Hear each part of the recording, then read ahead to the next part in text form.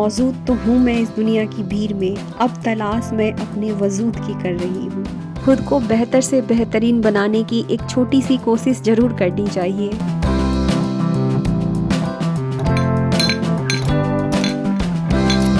Grow up your life में आप सबको श्वेता का प्यार भरा नमस्कार।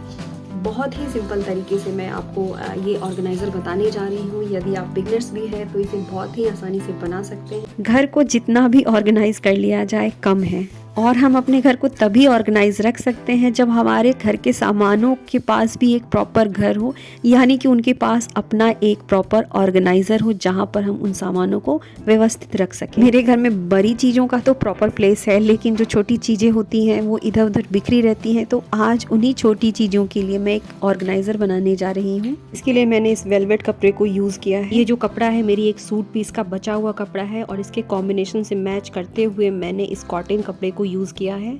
इससे बहुत पहले मैंने एक प्लाजो सिलवाया था, उसके बाद जो कपड़ा बच गया है ये वही कपड़ा है। इन्हीं दोनों के कॉम्बिनेशन से मैं एक ऑर्गेनाइजर बनाने जा रही हूँ, और कपड़ा कितना लेना है इसका जो मेजरमेंट है मैं आगे बताऊंगी। मैंने अपनी वीडियो में पहले भी बताया है कि किसी भी चीज़ में जो कलर कॉम्बिनेशन होता है वो उस चीज़ की खूबसूरती को काफ़ी बढ़ा देता है। कलर कॉम्बिनेशन को करने के लिए मैं दो कपड़ों को आपस में रख करके देखती हूँ, यदि वो अच्छा दिखता है तो मैं उन कपड़ों को ही सेलेक्ट कर लेती हूँ। इसके बाद मैंने इस बुकरम सीट को यूज़ किया है। इसकी जगह पे आप चावल की थैली, फोम सीट कुछ भी यूज़ कर सकते हैं, ये आपके ऊपर है। हम जो ऑर्गेनाइजर बनाने वाले हैं वो बहुत ही आसान तरीके से बन जाएगा। इसमें 3 तरह की कटिंग लगानी है। ये जो कटिंग है ये रेक्टेंगल शेप में करनी है।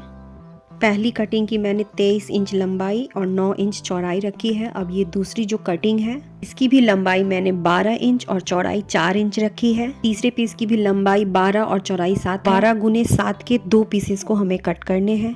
बहुत ही आसान है, सिर्फ 3 तरह की कटिंग लगानी है। 1 से 2 बार देखते ही समझ आ जाएगा। इस जगह पर बैठ करके मुझे सिलाई करना या कोई भी काम करना बहुत अच्छा लगता है। बाहर की कुछ चीजें मुझे नजर आती रहती हैं तो मेरा काम करने में भी मन लगा रहता है। मैंने पहले ही इस बुकरम सीट की मेजरमेंट लेकर के कटिंग कर ली थी। यह 12 गुने 7 इंच है। देखिए ये जो बुकरम है बिल्कुल इसके नाप की कटिंग मैं कर रही हूँ। इसके 2 पीस की मैं कटिंग करने वाली हूँ। ये जो कपड़ा है वो हमारे ऑर्गेनाइजर का पॉकेट है, यानी कि इस तरह के हम 2 पॉकेट लगाने वाले हैं। अब ये हमारे तीसरे पॉकेट की कटिंग है। इसके केवल 1 पीस को कट करना है। हमारे तीनों पॉकेट की कटिंग हो गई है, तो अब हम ये पीछे का बेस तैयार करेंगे। इसकी जो लंबाई है वो 22 इंच और चौड़ाई जो है वो 9 इंच है। पहले से ही मैंने बुकरम सीट पर इसकी कटिंग कर रखी है। अब केवल वेलवेट सीट पर रख करके इसकी कटिंग कर रही हूँ। कपड़ों की कटिंग हो जाने के बाद सबको इस तरीके से अटैच करना है। देखिए सबसे पहले मैंने यहाँ पे बुकरम को रखा। एक कपड़े को हमें सीधा रखना है और दूसरे कपड़े को उसके ऊपर उल्टा रखना है। इसके बाद इसके चारों ओर से हम सिलाई कर लेंगे। केवल कपड़े को पलटने के लिए थोड़ी सी जगह छोड़ देंगे जहाँ से हम कपड़े को आसानी से पलट सकें। बिल्कुल इसी तरीके से मैंने इस कपड़े को भी सेट कर लिया है। पीछे मैंने थोड़ी सी पतली अस्तर डाली है क्योंकि वेलवेट के कपड़े को मैंने बचा लिया है किसी और DIY में यूज़ करने के लिए। यदि अब तक आपने मेरे चैनल को सब्सक्राइब नहीं किया है तो प्लीज़ इसे सब्सक्राइब कर दीजिए। हमें सब्सक्रिप्शन के कोई पैसे नहीं मिलते हैं, लेकिन एक मोटिवेशन मिलता है। बहुत अच्छा लगता है कि इतने लोग मुझसे जुड़े हुए हैं। मैं रोज़ सुबह उठ करके YT स्टूडियो में देखती हूँ कि आज मुझे कितने लोगों ने सब्सक्राइब किया, और जैसे जैसे ये सब्सक्रिप्शन बढ़ता है हमारा मोटिवेशन भी बढ़ता है। हमारे काम करने की जो ताकत है, जो शक्ति है, वो काफ़ी बढ़ जाती है। पहले बुकरम सीट, उसके बाद उसके ऊपर सीधा कपड़ा और उसके ऊपर फिर उल्टा कपड़ा, यानी कि दोनों कपड़े आपस में भीतर की तरफ सीधे रहेंगे। ऐसे रखते हुए मैंने चारों ओर इसमें पिन अप कर लिए। पिन लगा देने के बाद ये हिलता नहीं है और हमारी जो सिलाई है वो बिल्कुल अच्छी आती है। यदि आपको इस वीडियो को देखने के बाद भी समझ ना आ रहा हो तो भी कोई बात नहीं है, 1 से 2 बार देखते ही आपको समझ में आ जाएगा। फ्रेंड्स, हमारे भीतर दुनिया के किसी भी उस काम को करने की क्षमता होती है जिसे दुनिया का कोई भी अगला इंसान कर रहा होता है। बस ज़रूरत होती है अपने अंदर की छिपी हुई पावर, अपने अंदर की छिपी हुई शक्ति को पहचानने की, जिसे हम समय के साथ भूलते चले जाते हैं। बातें करते करते यहाँ हमारी सिलाई हो गई है कंप्लीट। देखिए यहाँ जो किनारे पे एक्स्ट्रा कपड़े हैं उसकी कटिंग कर देने के बाद हम इसे पलट देंगे। इसके कॉर्नर्स को भी बिल्कुल नुकीली चीज़ से अच्छी तरीके से हमें पलटना है। बिल्कुल छोटी छोटी सी ये चीज़ें होती हैं जिनका हम ध्यान रखते हैं तो हमारा काम बहुत खूबसूरत आता है और उनमें फिनिशिंग भी अच्छी आती है। अभी कपड़े को सिल लेने के बाद देखिए ऊपर से मैं एक सिलाई लगा दूंगी जिससे कि ये बिल्कुल फिट बैठ जाए। बिल्कुल इसी तरीके से जितने भी पॉकेट हमने बनाए थे मैंने उसके ऊपर सिलाई लगा ली है ताकि इसकी जो फिनिशिंग है वो अच्छी हो सके।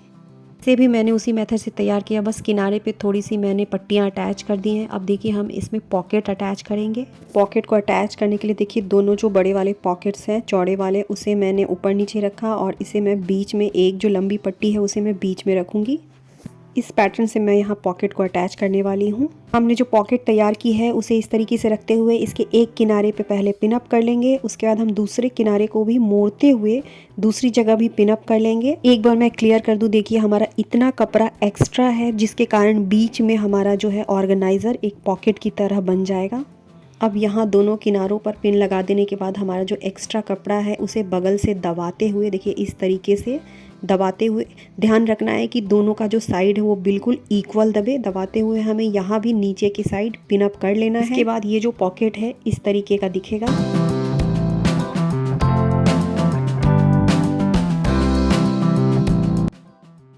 इस तरह के दो पॉकेट है, दोनों पॉकेट को ऊपर और नीचे अटैच करने के बाद हम ये जो पतले वाले पॉकेट है उसे बीच में अटैच करेंगे। बिल्कुल इसी तरीके से देखिए इसके दोनों कॉर्नर्स को मैंने किनारे में पिन अप कर दिया है और बीच वाला जो पार्ट है उसे मैं जगह को छोड़ते हुए इस तरीके से सेट कर रही हूँ।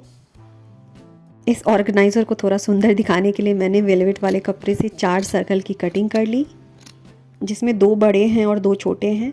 इस तरह के फ्लावर शेप को बनाना बहुत आसान है, बस इसके किनारों में इस तरीके से टाँके लगा देने हैं। जब हम टाँके लगा लेंगे इसके बाद जब इसकी थ्रेड को आपस में खींचेंगे तो ये इस तरीके से एक फ्लावर का शेप ले लेगा। अब इसे हाथ से थोड़ा सेट करने के बाद इसमें मैं मोतियों को लगा रही हूँ और इसके बाद इस फ्लावर्स को देखिए इसके दोनों ऊपर के किनारों पर और दोनों पॉकेट पर मैंने अटैच कर दिया है। ऊपर की ओर इस तरीके से कपड़े को मोड़ते हुए एक लूप बना दिया है जिसमें हम किसी तरह का डंडा या आप चाहें तो इसमें हैंगर वगैरह को भी अटैच कर सकते हैं। मैंने लूप के अंदर जिस स्टिक को डाला है उसमें इसे फंसा दिया और ये तैयार हो गया है हमारा मल्टीपल यूज़ वाला ऑर्गेनाइज़र, जिसमें हम बहुत सारे छोटे छोटे निकनैक्स को रख सकते हैं। हम डोर के पीछे, ड्रेसिंग टेबल के पास, बाथरूम में कहीं भी इस तरह के ऑर्गेनाइज़र को बना करके रख सकते हैं, जिससे हमारी चीज़ें तो ऑर्गेनाइज होंगी, साथ ही वो समय पर हमें मिल भी जाएंगी। इसी के साथ अब हमारी मुलाकात होगी मेरी अगली वीडियो में। अगर हाँ, जाने से पहले यदि ये वीडियो आपको पसंद आई हो तो इसे लाइक करना बिल्कुल नहीं भूलिएगा।